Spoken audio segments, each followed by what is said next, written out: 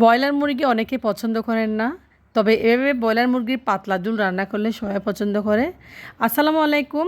আমি আজকে আপনার সাথে শেয়ার করব বাটা মশলায় ব্রয়লার মুরগি কীভাবে রান্না করলে খুবই সুস্বাদু হয়। তো অনেকে খেতে চায় না, তো এভাবে রান্না করলে যে কেউ খাবে, খেতে বাধ্য হবে। তো বাটা মশলায় ব্রয়লার মুরগি আসলে অসাধারণ হয়। তো আমি এখন চলে যাচ্ছি মূল রেসিপিতে ব্রয়লার মুরগি রান্নার জন্য। তো আমি আসলে ব্রয়লার মুরগিটা আজকে মশলা বেটে রান্না করব। আমি এখানে ধনিয়া, জিরা, এলাচ, দারচিনি, কালো গোলমরিচ, সাদা গোলমরিচ সব কিছু পাটায় বেটে নেব। তো দেখেন, এদিকে আমি ব্রয়লার একটা মুরগি নিয়েছি 2 কেজি ওজনের এখানে মুরগি। তো সবগুলো মুরগি সাইজ করে কেটে মশলাটা বেটে নিয়েছি পাটায়। একদম দেখেন ছোট্ট একটা পাটা ছিল, আমি ওই পাটায় সবসময় মশলা বাটি। এখন চলো চুলায় একটা হাঁড়ি বসিয়ে দিয়েছি। তো দিয়েছি তেল, এখানে আমি 1.5 কাপ পরিমাণ সয়াবিন তেল দিয়েছি, রান্নার তেল। এবং তেলটা গরম হয়ে আসলে এখানে আমি দিচ্ছি 3টা বড় সাইজের পেঁয়াজ কুচি। পেঁয়াজগুলো একটু হালকা ব্রাউন কালার করে ভেজে নেব, যেন পুড়ে না যায়। তো পেঁয়াজটা ভাজা ভাজা হয়ে আসলে আমি এখানে দিয়ে দেবো হালকা একটু পেঁয়াজ বাটা। তো পেঁয়াজটা ভাজা ভাজা হয়ে আসলে আমি দিয়েছি এখানে পেঁয়াজ বাটা। আমি এখানে 1/2 কাপ পেঁয়াজ বাটা দিয়েছি। তো আপনারা চাইলে পেঁয়াজটা আর ব্লেন্ড করে নিতে পারেন, আমি একটু আস্ত করে দিয়েছি। তো দিয়েছি এখানে রসুন বাটা 1 টেবিল চামচ, চায়ের চামচে। তো দিয়েছি আদা বাটা 1 টেবিল চামচ। তো রসুন বাটা, আদা বাটা ভালোভাবে পেঁয়াজ বাটা এবং পেঁয়াজের সাথে ভেজে দেখেন খুব একটা কালার নিয়ে এসেছি। এরপর যে দিয়েছি আমি এখানে টমেটো, আমি একটা টমেটো এখানে ব্যবহার করেছি। তো দিয়েছি এলাচ, দারচিনি, লং, তেজপাতা এইসব দিয়ে ভালোভাবে মশলার সাথে আমি কষিয়ে নেব, যেন একটা ভালো গ্রান চলে আসে। তো এটা আমি ভেজে নিচ্ছি ভালোভাবে একটা গ্রানের জন্য। এই সমস্ত মশলা আসলে এভাবে পেঁয়াজের সাথে দিলে গ্রানটা খুব ভালো হয়। তো আমি দিয়েছি এখন বাটা মশলা, আমি বাটা মশলা দিয়েছি, দেখতে পাচ্ছেন একটা বাটিতে নিয়ে। আর শেষে দিয়েছি সামান্য পরিমাণ এখানে পানি, বাটা মশলা একটা পানি থাকে, এটা আমার গ্রামে দেখতাম আমার মায়েরা সবসময় রান্না করতো।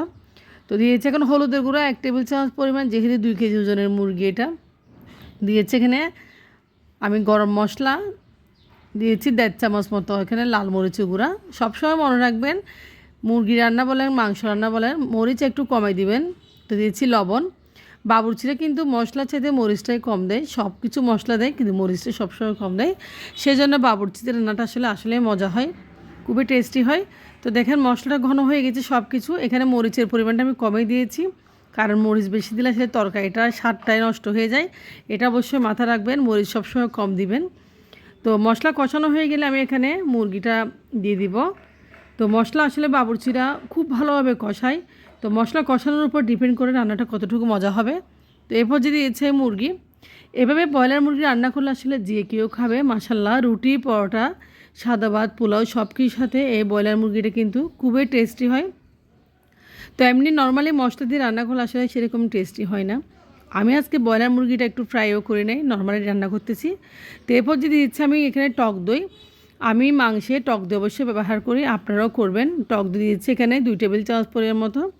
তো টক দই দিয়ে ভালোভাবে আমি মাংসটা আর একটু নেড়ে চেড়ে কষিয়ে নেব। এই মাংস আমি কোনো পানি ব্যবহার করব না, আপনারা দেখতে পাবেন পানি এমনি বের হবে মাংসের থেকে আসলে।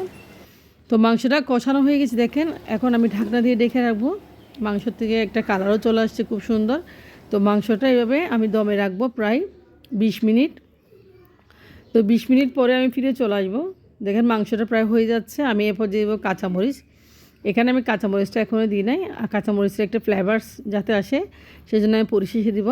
তো কাঁচামরিচ দিয়ে মাংসটা আমি আরও দমে রাখবো 20 মিনিট। মাংসটা আমার রান্না করতে সময় লেগেছে 45 মিনিট টোটাল। তো দেখেন ধনিয়া পাতা দিয়ে মাংসটা আমি দমে রাখার পর নামিয়ে নিচ্ছি।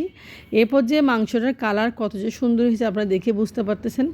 ব্রয়লার মুরগির পাতলা ঝোল এভাবে রান্না করলে যে কেউ খাবে মাশাল্লাহ, দারুণ টেস্টি হয়েছে। এই মাংস রান্নাটা আপনারা সাদা ভাত, পোলাও, গরম ভাত, খিচুড়ি, রুটি, পরোটা সব কিছুর সাথে খেতে পারেন। তো আজকের ভিডিও এটুকু পর্যন্ত। আল্লাহ হাফেজ।